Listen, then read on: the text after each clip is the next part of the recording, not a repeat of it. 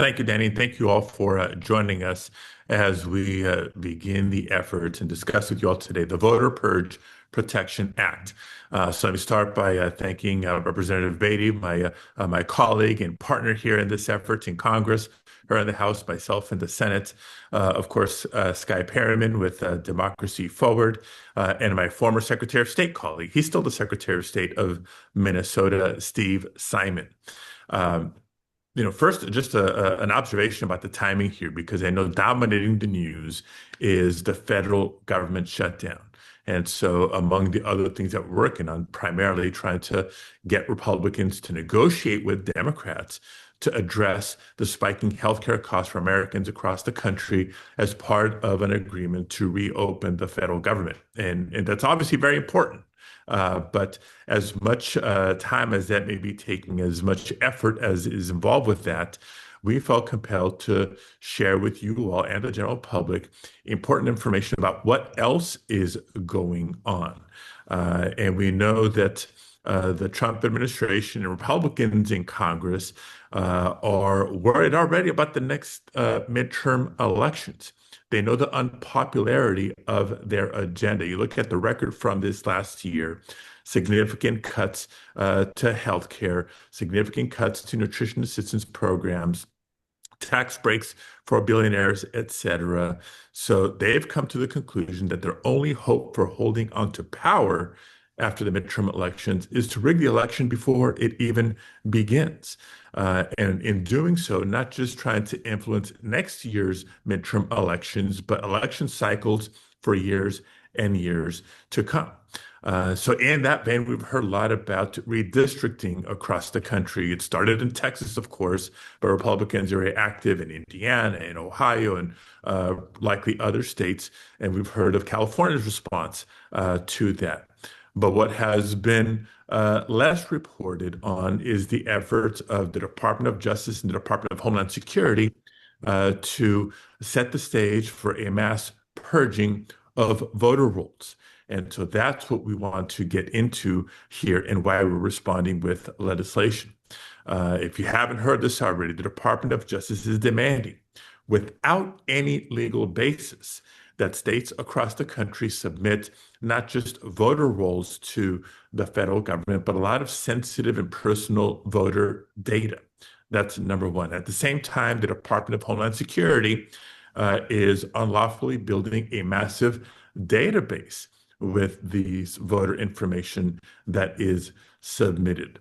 What they're doing pretty clearly is setting up a program that's never been tested and never been designed for this purpose to run voter data through this DHS database and try to identify, in a pretext, in my opinion, for the purging of voter rolls in states across the country. And one of two things is going to happen for states that do comply. They're going to be pressured to purge voters when the Trump administration tells them to and who they tell them to. And for states that don't comply, they're going to be sued. They're going to be sued and they're going to be subject to the ongoing conspiracy theories about massive voter fraud to call into question the integrity of their elections and the election results. It's a dangerous fishing expedition that's going to lead to chaos and risks denying eligible United States citizens of their fundamental right to vote, the ability for them to register to vote, to stay registered to vote, or to cast their ballot, or to have their ballot be counted. How un-American. It's dangerous, and that's why we have to call it out and do everything we can to ensure a free and fair election in 2026 and every future election as well. And so today, Congresswoman Beatty and I are announcing the introduction of our legislation, the Voter Purge Protection Act, to stop the administration's baseless attacks on our fundamental right to vote. And some key straightforward elements of the bill include ensuring that Americans cannot be stripped of their right to vote without proof that a voter has either passed away or has permanently moved out of their states.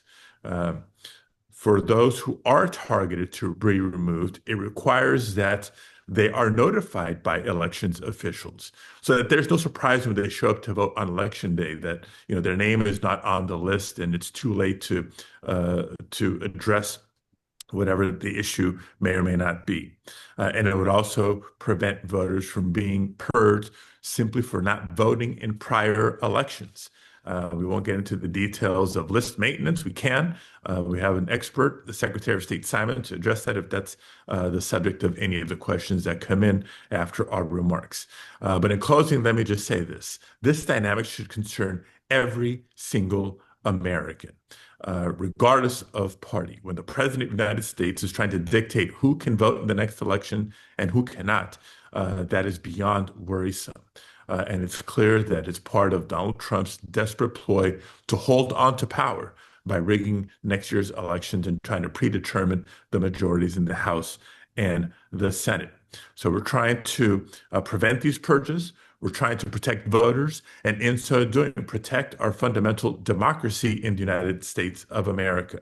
And so for that reason, we're introducing this bill and calling upon all of our colleagues, both sides of the aisle, to join us in this effort.